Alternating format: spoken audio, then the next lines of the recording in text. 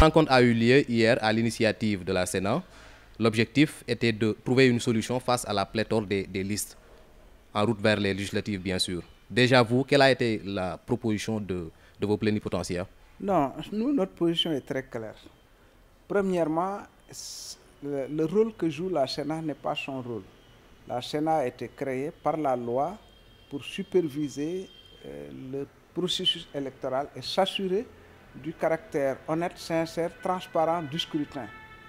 Il n'appartient pas à la Sénat de jouer au go-between entre le pouvoir et l'opposition. Donc, c'est une mission qui n'est pas la sienne, premièrement. Deuxièmement, la Sénat doit se tenir à équidistance des partis.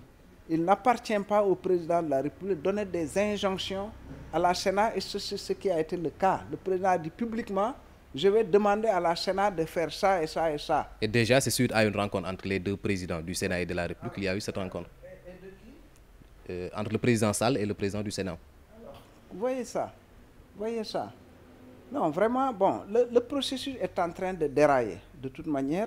Et est-ce que vous avez entendu la Sénat s'exprimer sur les cartes qui ont été enfouies à Kaolack ou sur Touba? Qu'est-ce que la Sénat a fait? Depuis que le processus est en train d'être constamment perturbé par des violations. Lorsqu'on a publié les listes, fait la publication provisoire, la publication des listes provisoires, avec les violations du code électoral qu'il y a eu là-dessus, vous n'avez pas entendu la Sénat s'exprimer.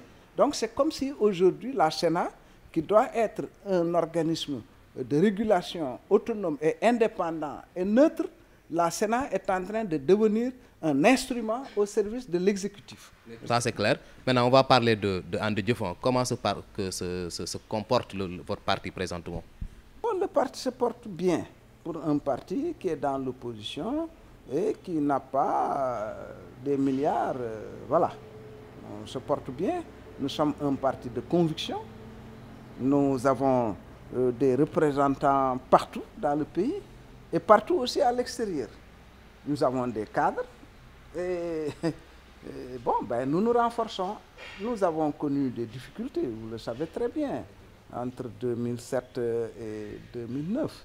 Nous avons connu des divisions, etc. Mais aujourd'hui, les gens ont eu le temps de regarder, de comparer, etc., de voir où se situe le vrai leadership. Et de nouveau, notre parti est devenu attractif. Il y a beaucoup de cadres qui adhèrent au parti. Nous avons des programmes de formation de ce qu'on appelle les JLP, les jeunes leaders politiques, parce que nous comptons sur la jeunesse pour vraiment nettoyer les écuries d'Augias. La politique est tellement mal perçue de par les politiciens aussi, hein, quelque part. Et aujourd'hui, il faut faire retrouver à la politique ses lettres de noblesse. Et ça, c'est par la pratique, ce n'est pas les discours. C'est pas... Les écoles du parti, par exemple. Nous avons ça. Nous avons un directeur de la formation dans notre parti qui est professeur à la faculté de lettres.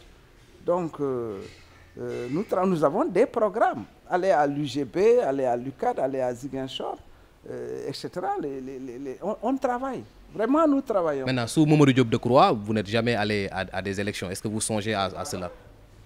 C'est pas vrai. Moi, je suis député. Sur quelle liste? Les élections présidentielles, je veux dire. Ah oui, présidentielles. C'est important que je vous précise ce que je viens de dire, parce que quand même, nous sommes un parti autonome et indépendant. Hein? Je suis allé à l'Assemblée dans le train de And Jëf PAD et non dans le wagon de Benno Bokk Yakaar ou d'une autre coalition. Important. Maintenant, la présidentielle, c'est en 2019, nous aviserons après les législatives. On a annoncé l'arrivée éventuelle de Maître Abdoulaye Wade. Est-ce que cela va participer à regrouper tout le monde autour de Wade? Merci. On n'a pas annoncé l'arrivée éventuelle, l'arrivée certaine, si Dieu le veut, du président Wade. Oui, il vient prendre part, une part totale et intégrale à la campagne électorale. Les Sénégalais l'attendent évidemment avec beaucoup d'enthousiasme. Vous savez, en 5 ans, on a vite fait de faire le distinguo, hein, entre le vrai et le faux. Donc, entre l'original et la copie. Donc oui, on attend Abdoulaye Wade, les Sénégalais l'attendent. Vous verrez, c'est devant nous.